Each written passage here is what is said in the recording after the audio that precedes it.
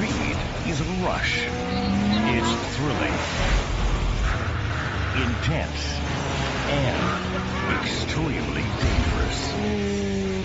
For those who will stop at nothing to go faster, it's called Megaspeed. On this episode, Craig Breen is on a white-knuckle mission to win the European Rally Championship. Carl Rennezetter kicks it off-road in a dust-up with his arch rivals. It's going to be off the hook here. It doesn't get better than this. Sabine Schmitz takes passengers on the taxi ride of their lives. Mike Bowman flexes his muscle on the quarter mile. Well, I guess it's an adrenaline rush. Ashley Ruggiero is carting her way to stardom. Come on, kid, do it. And sidecar legend Dave Molyneux with a balancing act at 150 miles per hour. Every bone in your body gets pushed into that bike. San Remo on the Italian Riviera. Most people come here to slow down and relax. Others come for the speed. The Rally San Remo is one of the most challenging race circuits in the world, where drivers in souped-up production cars take on mountain roads at unbelievable speeds.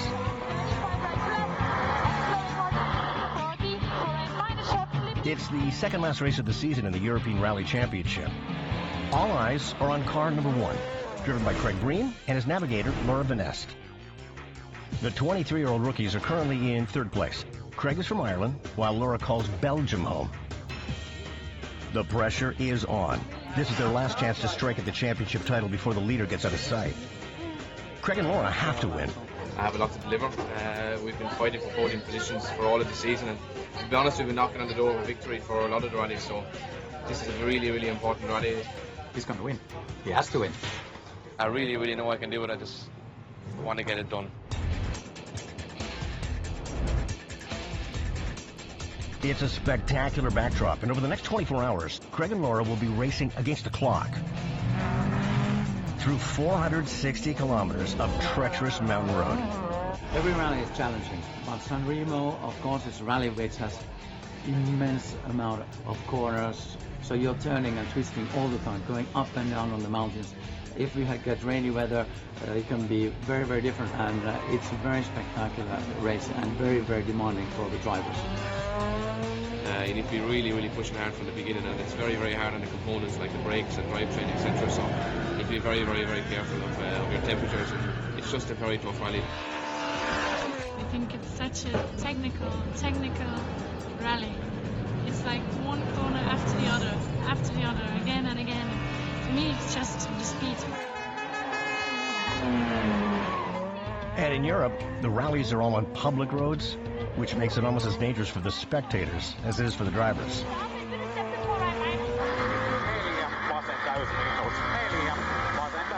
The Italians definitely have the home track advantage.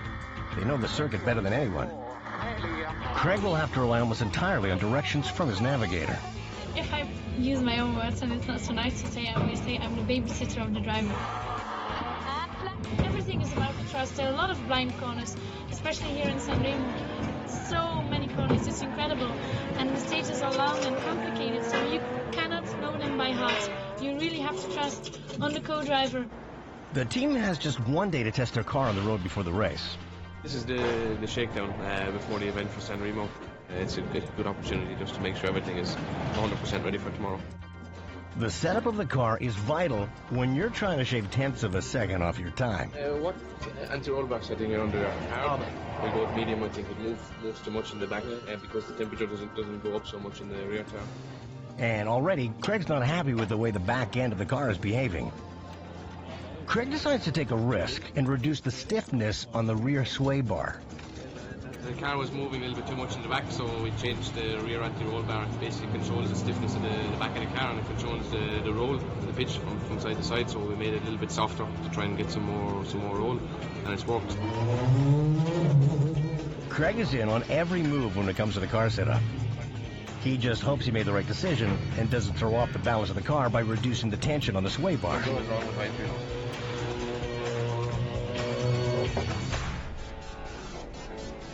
It's race day. Correct, that's the wrong side. That's for the co-driver, you know, you should be going on the other side. You need the steering wheel, okay? 2 hours before the green flag, the team manager wants to practice tire changes. They must do it in under 2 minutes, otherwise they're going to keep on practicing. I've got the stopwatch, it doesn't lie. Because in a rally, once the race begins, Craig and Laura will have to do all emergency repairs on their own. And the less time you lose, of course, the better it is. Every second counts. 1:34, that's good. It's a good time, but both Craig and Laura are hoping they won't need to change any tires, especially on these narrow mountain roads. San Remo, I primi numeri sono tutti buoni. Finally, it's time to race. Craig and Laura are first out of the gate. 3, 2, okay, 90. And it's a race against the clock. 25 right, left, short, open. 52 left, and slow. The adrenaline rush, I don't think any drug would ever give you the same buzz that there is to be, you know, on the limit of a car. Can't get that buzz anywhere else. 50 left, that's 5 right, left, short. And late, on the final short. Short, okay. Craig and Laura's car is the first on the track. As Craig thrashes around the corners, he can feel the back end of the car swaying a little too much. They can't afford to hit a guardrail or wall. Hopefully the decision to remove the anti-roll bar doesn't come back to haunt him. The car was moving around more than I liked, so I'm going to have to change something. 3 left, minus stop, 35 right, left. And slowing more to left side, 25 left. While Laura barks out the orders. Not far away in Germany, there's a race car where passengers don't have time to talk. They're too busy hanging on for dear life. You ever want to know what it's like to drive fast? Like, really fast. But maybe you don't have the cash to buy one of these. Or if you do, you worry about wrapping around a pole. Then meet Sabine Schmitz, the fastest taxi driver in the world. And for a cool 480 euros, she'll take you on the ride of your life. I'm kind of sleepy, so I hope this wakes me up.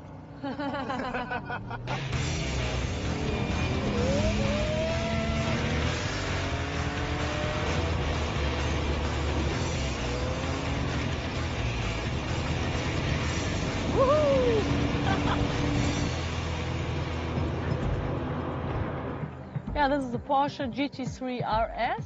RS means like a racing car. It has 450 horsepower. That's enough to scare people. And it will scare you. Sabine's taxi only drives on one road. The Nürburgring racetrack in Germany. Built in 1927, the Nürburgring is still considered to be the most demanding racing circuit in the world. It's fast and it's dangerous. Here, Nicky Lauda had this accident. Oh, what happened? An accident? 76. Oh. F1. At a length of 21 kilometers long, this track is unlike any other in the world. It doesn't get any more dangerous, it doesn't get any more demanding, and it certainly doesn't get any more difficult. Woo! Yeah. 480 euros puts you in the passenger seat for one lap of the 21-kilometer circuit. Sabine completes a lap in 8 minutes with an average speed of 190 kilometers an hour. Talk about fast money. We have G-force more than 2.2 around the corners, so you really have to buckle up very tight that you don't fall off the seat. Don't worry. You're in good hands. Sabine is a 2-time champion on this track, and she knows it better than anyone else alive. So, here we go. Yeah! Usually I have men, and they got the ticket as a gift from their wife. Please, Sabine! Taking him around like hell, and he has to cry afterwards. This lady has probably done more laps than anyone else. The count is somewhere around 30,000 laps. She is the local hero. Speed is something special for me. I'm a helicopter pilot, so our helicopter is quite fast. I like everything very fast. For me, it makes sense when it's a good lap time. The hot taxi allows Sabine to share her love of speed. Yeah, the most people, they can't drive that fast on a Nordschleife because they don't have the experience to feel like a racing driver or really co-pilot on the rally. But it's not a track you can manage straight away, so you need a lot of practice. Ooh, mini carousel? Yeah! Ooh, that was rough. Woo! Yeah. You did a good try in the mini coaster. How was yours? Under normal circumstances, if my car going this fast, I'd have to close my eyes. This is just truly unbelievable. Don't do that. There is nothing like 330 kilometers an hour down the backstretch to put a smile on a passenger's face. Yeah. Woo, that was good.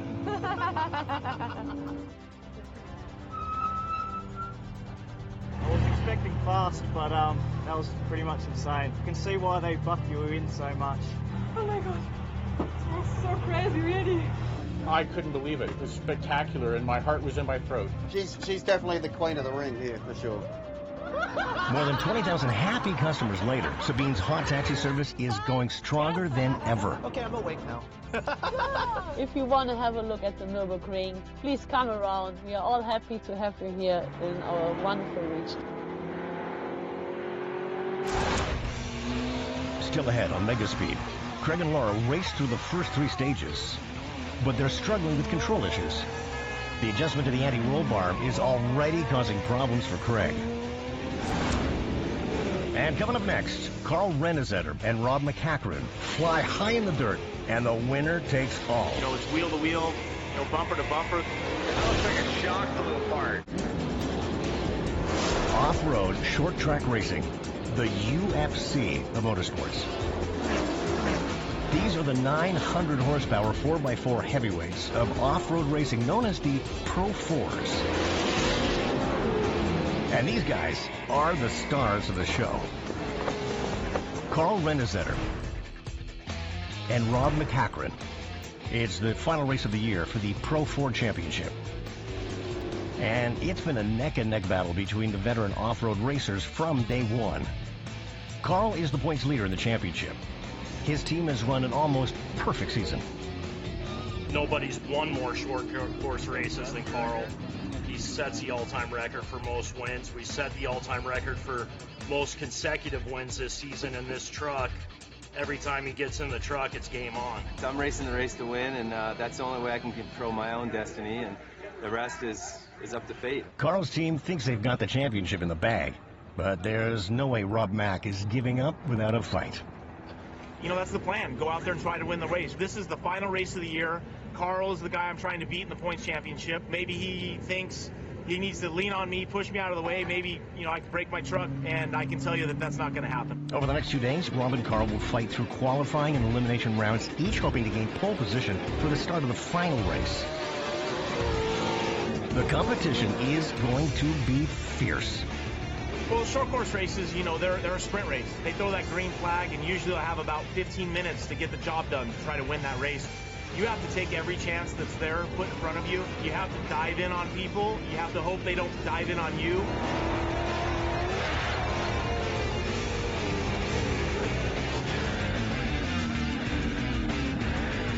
know, it's wheel to wheel, you know, bumper to bumper. It's aggressive sport. People lean on each other. They crash into each other, move people out of the way. They're made to look like pickups, but they're not like any pickup you're going to find on the lot. With 30 inches of loaded suspension, these things are built to fly. You want to hop in? Before he gets his game face on, Carl likes to tour the course in something with a little less horsepower. You can take a look at the base of this jump. You can almost barely make it, so when you take off in the truck, you only see blue sky.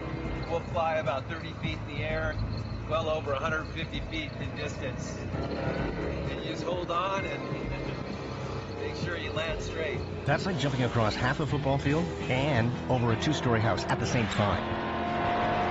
The adrenaline rush is incredible. You know, it's like nothing else. It takes the notion of mind-blowing crazy to a whole new level. At this level of intensity, only about half the trucks at the start line will survive to the finish. Renesetter in the white, McCachran in the black. Rob McCachran, one of the winningest drivers of all time. These two are putting on a show, and talk about clean, talented driving. For Rob and Carl, the battle has taken each of them to the breaking point. Rob rolls over, and Carl's engine blows up. That's it. He's done. He is done. Frustration to the max for sure. The trials have been so punishing on the equipment that the crews will have to work around the clock to get their trucks ready for the final race. The behind-the-scenes crew and the effort, the manpower it takes to keep one of these trucks on the track is pretty incredible. We have a normal race up to 8 crew guys on a Pro 4, and in reality it takes between 3 and 5 man-hours worth of work for every minute of Pro 4 is on the track. Carl's lead mechanic is Brett Rapella. Where you been, brother? I missed the last 2. He keeps the number 17 in top racing condition. That's good. Pro 4's, this thing's bulletproof, man. Yeah, everybody on our team works on this truck, helps out with it and that, and Carl brings it to the finish line for us. Trucks are ready for the final race, but Carl and Rob's problems in the trials have cost them big time. And they both will be starting well back from the pole position. And that means if they want to win, they're going to have to fight their way through the pack. Well, I want to welcome everybody here to Lake Elsinore Motorsports Park. This is the final race, the Lucas Oil Challenge. This is short course! The green flag is out there, circular, they're acting. Here we are, the green flag. We are racing, and Carl Renazetter off to a great start. Lucas Oil General Tire sponsored number 17. I'm sure he'd like to go out with the win, but I'm sure Rob McCackern has something he'd like to say about that. He's chasing him down here, trying to get towards the front of the pack as well. Man, look at the mud. 1 to 2 back, 2 back. Carl moves steadily through the pack, but Rob is closing in fast. Then suddenly, it all goes bad for Rob. Big ball of flame out of the back of Rob McCackern's truck. Rob, calm, cool, collected. With only 2 laps to go, Rob's hope for the Pro 4 championship has literally gone up in flames. That looks like a shock flew apart. With Rob Mack out of the race, Carl knows there's no one who can touch him.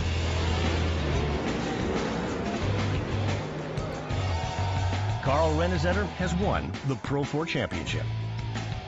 For me, I race the same. I race 100% all the time. We won 10 races this year and a championship. That's a good season. Coming up next, from crazy to ridiculous to stupid fast. And still ahead, back to California to see these guys flex some muscle. My wife says it's an addiction. I like the feel of the horse. Francois Gizzi is the fastest cyclist in the world. Not on this. On this.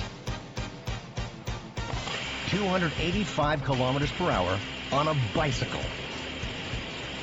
The hydrogen peroxide rocket launches the bike to 285 kilometers per hour in just 6.7 seconds. That's faster than a Lamborghini.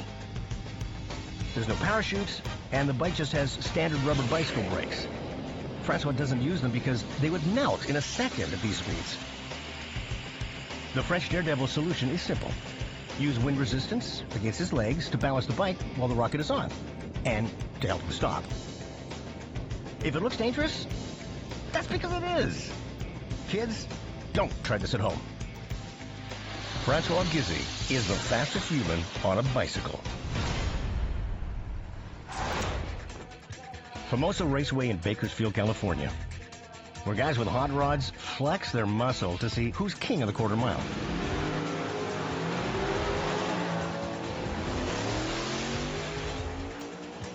Mike Bowman is here to capture the crowd and say goodbye to a friend. His buddy just happens to be a 1968 Chevelle. This is the last NMCA race I'll be at with this car. This car's been 255 miles an hour. It was really never meant to do that when it was originally built. This is not your dad's Chevy, but it's Mike's, and he's had it since he was 17. It's known as a Pro Modified. It looks like a Chevelle, but under the carbon fiber and fiberglass, it's all muscle. Yeah, I feel sad about it in a sense. It's exceeded my expectations of what I asked it to do. The engine is a Brad Anderson. It's a Hemi, twin turbo. We figure it makes about 3,800 horsepower. 3,800 horsepower? That's about 20 times more than an average road sedan.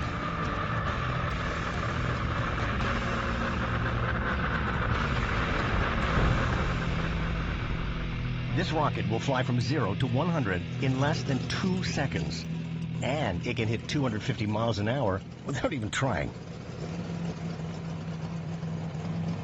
So I like the speed, I like the feel of the horsepower. But as fast as she is, after 25 years of racing, the Chevelle is starting to show her age. Mike is going to retire her after this race weekend. Yeah, I'm okay with moving on to a new car. I know it's not as good as the new one, so I mean, I'll be honest with you, it makes me a little nervous going that fast with the car. I've put into this car hundreds of thousands. It's just I've not kept track of it. Probably make me sick. Probably get retired on what I spend on my race cars.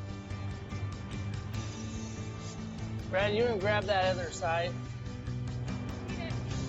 My wife, she'd probably rather be doing something else, but she supports me anyways, and I love her for that, so it's good.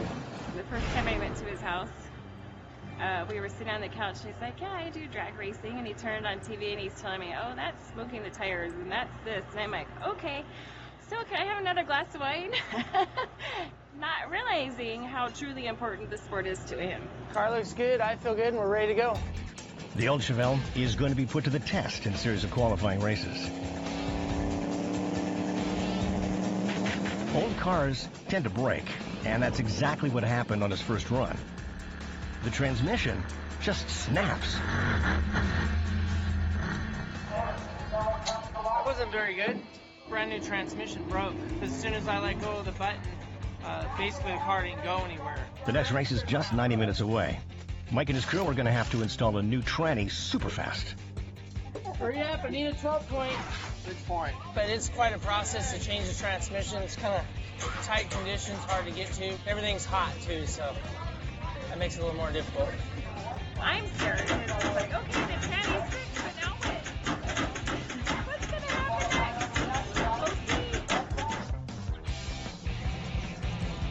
Mike and his crew pull it off, installing the new transmission just in time for the next race. Mike explodes off the line. He does the quarter mile in under 6 seconds. That's 252 miles an hour. Christy is thrilled. They made it into the final. I'm always nervous. My life is on edge. My husband's going to put me in an early grave. But now there's a new problem. One of the cylinders is blown. So we had a little smoke on the other end, and we found that this breather right here blew off. And when that happens, hey, Greg, good job, buddy. Hey, that was a good run. That was a close one, man. Yeah, it was really close. There's no way Mike and the crew can rebuild the motor in time for the final race. So he reaches out to his opponent, Joe Lapone. And he asked me if I would wait for him in the next round for the final. I told him I wait forever. I mean, I want to race the man. The rebuild takes almost 3 hours, but they make it for their final race of the day. Please get your hot rods ready to go, and let's get back to racing action here with the NMCA West World Street Finals.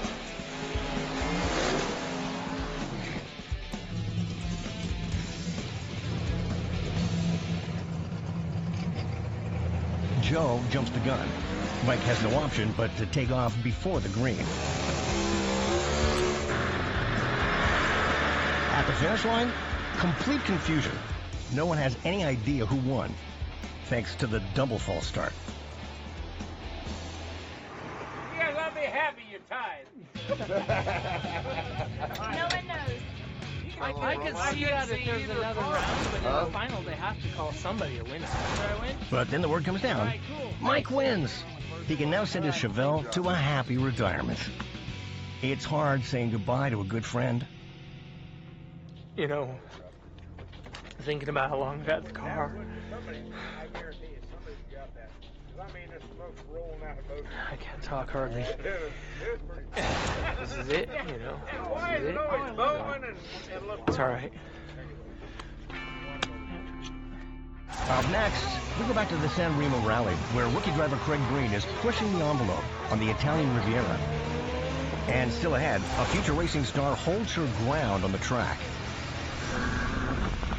So rough, everyone's so mean. Back at the San Remo Rally, rookies Craig Green and his co-driver Laura Van Ness are blasting through the first 3 daytime stages. The winding roads are barely wider than the car, and Craig is flying at speeds of more than 160 kilometers an hour. But if you think the pressure is all on Craig, try sitting in Laura's seat. Reading pace notes at these speeds is definitely not a job for someone who gets carsick. We have our own pace note system, so our own abbreviations that speak for the driver and that tell him how far every corner is and what the angle is like, and it gives him an indication about the speed and how fast he can pass in the corners. Laura has to read so fast that she doesn't even have time to look up to see the road. I don't see anything. The moment I look up, I'm too late to announce the next note. So basically, I'm just reading. I just feel the corners. I feel the corners, and based on what I feel, I read and I adjust my speed. And she better get it right. If I make a mistake, if I say right instead of left, we go off the road. So really, he has to trust me 200%. Whatever they're doing, it's working. As Craig and Laura near the end of the stage, they're just 11 seconds off the lead. But something just isn't right with the back wheels.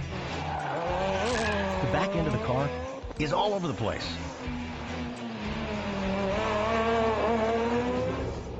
The crew hopes the problem is the tires and nothing more serious. They only have 30 minutes to figure it out before the next stage begins. Laura has been monitoring the tire pressure. After the first stage, it was 2.4 in front, and it was 2.15 in the back. While the rookies get ready for the next leg of the rally, we go to New Orleans to meet the next generation of speed demons. It's the Karting World Championship. It's where future stars are made. You win here, it's your ticket to the big leagues. For 16-year-old Ashley Ruggiero, winning means getting one step closer to her dream NASCAR ride. For Ashley, this is going to be her last race in the karting circuit. At just 16, she's already made the shortlist for the NASCAR Diversity Program. A good showing in the championship would help big time. This is what we all came here for. What all those people in the stands are here for to see, so hopefully we make it. Ashley and her parents are on the road almost every weekend. There's no team. It's just a one-man crew. Dad. I'm a dying breed in this sport. Most of them have a hired tuner or tuners that are half my age. There's probably a handful of us left. In my era, it was a larger majority, but today it's different. But I feel fortunate to work with her because she's really good. She's awesome. The competition at this race is fierce. Out of 1,500 racers in the international karting circuit, only the top 362 have been invited to the final. Here we go, the first green flag of this Rotex Grand Final. The first qualifying race is wheel-to-wheel warfare with no one giving an inch. Just inches above the ground, these carts are hitting 80 miles an hour on the straights. Ashley finished 15th, but it was rough out there. It's such a battlefield out there. It's so rough and everyone's so mean.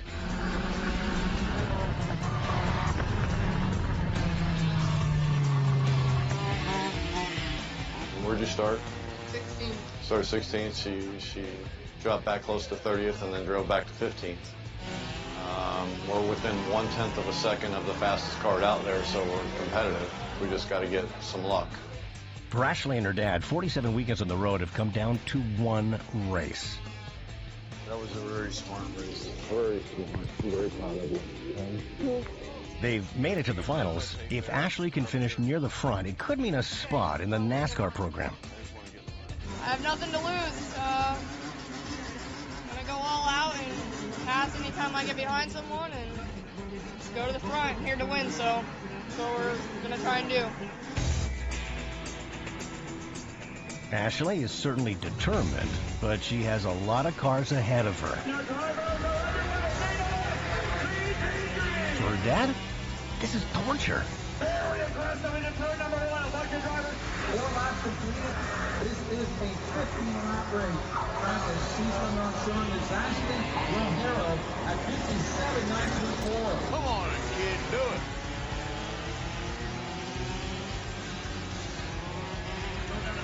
lap by a bunch. Remember, Ashley needs a strong finish to get a NASCAR invitation. Last lap. Here's the last lap out with this. Boy, what a race we're having. Ashley, your hero, finishing 7th. Ashley, 7th. That's awesome. I'm excited. We're top 10 in the world. It's a big deal. So just overwhelmed with emotions right now. So proud of you. 7th in the world. It's pretty good. A month later, Jim and Ashley are back in the home garage working on a new kart. It's just another day until Ashley's mom delivers some dramatic news. They announced to me that she made the NASCAR diversity program. That's awesome. That is. Yes! That's awesome. It's your window into NASCAR. They're going to give you $1 million probably throughout the year to go run with NASCAR. I mean, I don't know how to any other way. I mean, it's almost like hitting a lottery ticket to me, buddy. I mean, that's all we've wanted, and we got it. Remember this face. She could be coming to a NASCAR track near you. God, that's a little weight off forward. Coming up next, talk about leaning into a turn. The daredevils on the sidecar. It's all about corner speed, and it rips your arms out of your sockets.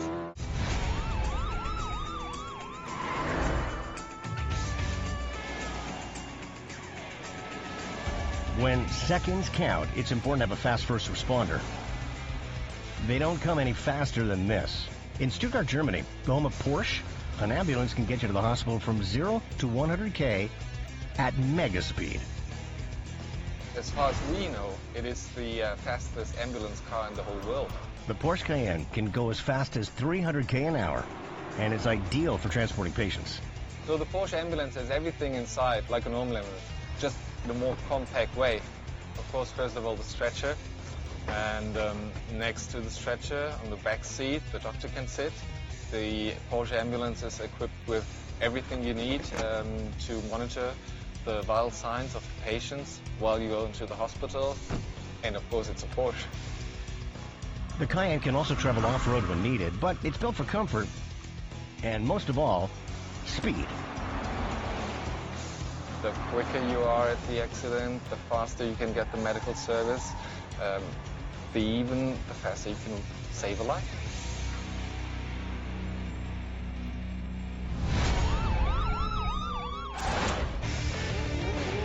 They ride like a motorcycle, but corner like a race car. It's a death-defying balancing act. And when it comes to sidecar racing, Dave Molyneux is the man. It's all I ever wanted to do. As soon as I could do it, I did it. And I would go to any length to do it as well, you know. Everybody knows Dave Molyneux as Molly. He's won more sidecar races than any other competitor. Dave Molyneux wrote the book when it comes to sidecar racing. He's been on the podium at more than 40 international championship races. Dave Molyneux is someone from the Isle of Man we're very, very proud of. He's the most successful sidecar driver that we've ever seen. He's also lucky to be alive after a horrible crash in 2006. Dave lost his passenger on a bump and the bike flipped over while racing at 140 miles per hour. Burst into flames and, yeah, probably broke every rib, fractured vertebrae in my neck, broke both shoulders, both collarbones, hand, sternum. Not too bothered about scars. An ugly fella like me, it doesn't really matter, but... The accident slowed him down, but it certainly didn't stop him. Sounds good. Sounds excellent. New gearbox to test. It's my riding position. Made to measure. Not many people fit this bike because I've got such a short ass. The tennis balls, when you're going down for a long straight, you know, you've got maybe a window of 20 seconds, maybe a bit less, where you can actually take the foam, which has got soapy water in it, and give the visor a good scrub. If you've got time, put it back in. If you haven't, it's like at the back. He's back in the shop working on his latest sidecar, and he's trying out a new rubber combination. Got a new tyre on it as well. I've gone for a softer sidewall and a wider tread pattern to try and make the tyre squash into the ground more and give more footprint. Should work. This year I built this bike specially to have that big wide sidecar tyre on. Normally that tyre would only be that wide, but I was looking for more corner speed and therefore went for a wider tyre to stop it sliding. Another day, another dollar. It's time to put the tennis balls and the new wide tires to the test. The thing that makes sidecars so special is their ability to take corners at top speed. And to do it, it requires a passenger who's willing to pull off a fearless balancing act at 140 miles per hour. Dave's passenger is Patrick Ferrance. Quite acrobatic to watch, I suppose. You've got to be agile and on the top of your game, especially for the speeds that Dave's going at. We've got this handle, which is the main handle. I never let go of that. So for the right-handers, I've got my left hand on there, my right hand I've got a handle down here in the side of the seat unit. And then on there, and then I can push my weight backwards and forwards. And you only have to move probably 2 or 3 inches and it makes all the difference. And don't forget, while Patrick is throwing his weight around, there's nothing holding him on the bike. All my body weight is put on my foot. And if you're going through a left-hander, through a chicane, through a right and then left, if you miss that, you're off the back of the bike. There's nothing else stopping you falling off the back of the bike. You've got to get that every single time. And if Patrick loses his balance and falls off, the bike would most likely catch air and flip over. When the bike's not stable and it's lost its balance, that's it, you know. Today, Dave is hoping he can break his own speed record with the new tires. We'll try and string together 8 laps of consistent times and see if it all comes together. Patrick and Dave take an early lead.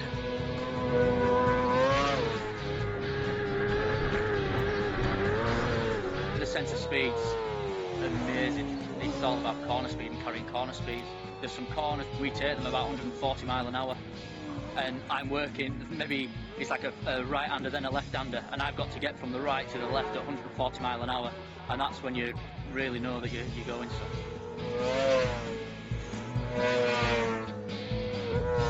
By the 3rd lap, no one can touch them. I seemed all right.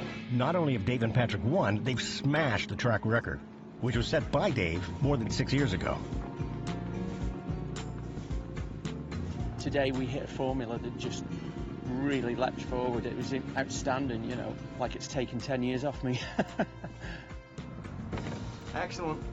The wide tyre was a real success. That combined with a couple of other little adjustments, we managed to knock nearly a second and a half off our best time from earlier in the year. At 50 years of age, the reigning sidecar champion is looking faster than ever. Love it, love it. Makes me feel youthful, you know? It's good.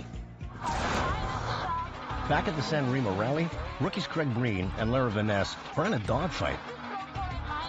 They finished the first 3 stages just 11 seconds off the lead. Now, that's the good news. The bad news is they're having a problem keeping the car on the road with a loose back end. It is difficult, you know. After 3 stages, we are in 4th place, only 11 seconds from the lead. So after more than 50 kilometers of stage, that's really not a lot.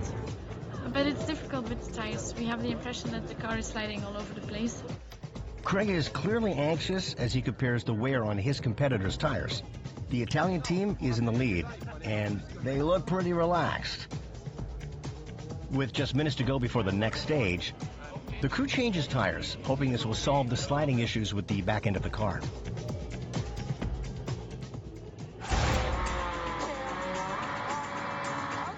The night stage begins. Craig and Laura hope to make up 11 seconds in the dark. You need to be really, really pushing hard from the beginning. It's 55 kilometers in the dark, which is the longest stage I've ever driven on, and in the dark as well. And you know, it climbs a lot and descends a lot, and it's very, very hard on the components like the brakes and drivetrain. Many racers tend to slow down in the dark, especially on winding mountain roads. But for Craig, it's an excuse to go even faster. The lights are fantastic on the car, so it's as good as daylight, but it's a third element really, and that's the biggest thing. But actually normally I get a little bit faster in the dark because I suppose you can't see as much of the risk anymore. Their speed is incredible, and by the halfway mark, Craig and Laura have taken the lead. But then disaster strikes. One of Craig's rear wheels has been damaged. This is exactly what he feared with all the control problems. Can they hold on to the lead? Or is their race over?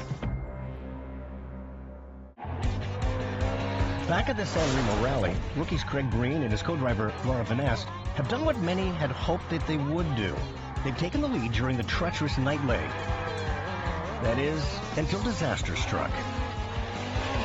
The sparks are coming from the back passenger wheel. The damage is serious, but Craig has to press on. He nurses the car for a couple of kilometers until they can find somewhere safe to pull over and attempt a repair.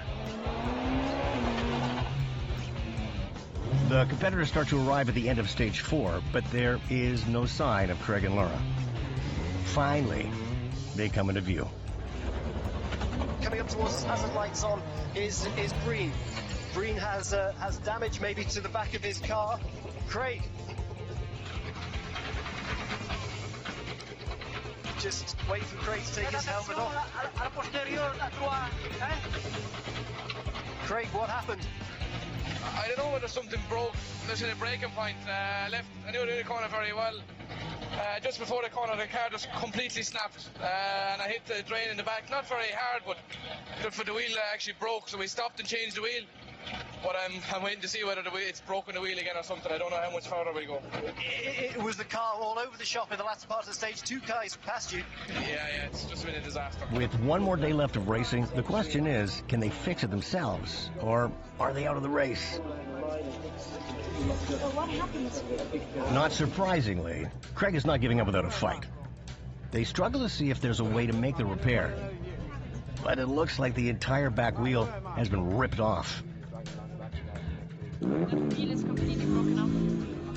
Obviously, we don't have the tools, and it's too severe to repair it. So we are out of the race today, and we hope to restart in the Super Rally tomorrow. We'll see. After weeks of preparation, it's a crushing disappointment. Everything was perfect. We were really in a good pace. Craig was confident. Racers were perfect. So I'm really disappointed. Really disappointed. So. By the next morning, the Peugeot crew is scrambling to get the car fixed and somehow salvage the race. They eventually fix the wheel, but Craig and Laura are out of the running. Their weekend is over. We just need to try and put this weekend behind us and move on. You know, if you sit and dwell about it too much, well, then you just get left behind. So I really have to just, spend 1 or 2 days reviewing everything and then get my head down for the next rally and move on. So that's what I plan to do. 3 weeks later, Craig and Laura enter the final race of the season. It ends with Craig's 5th podium of the year and an overall 3rd place in the championship. Not bad, but it's not the victory they were hoping for.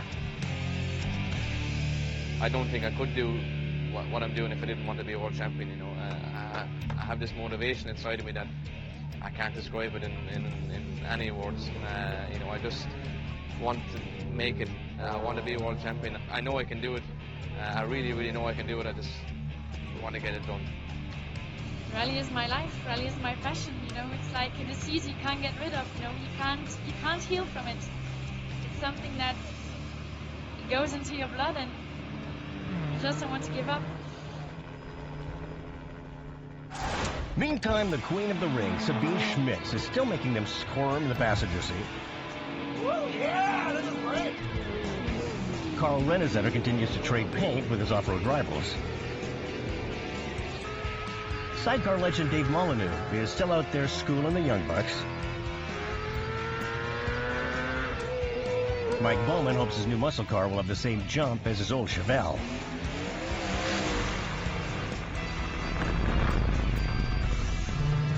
And underneath that helmet, Ashley Ruggiero is dreaming of her first NASCAR race.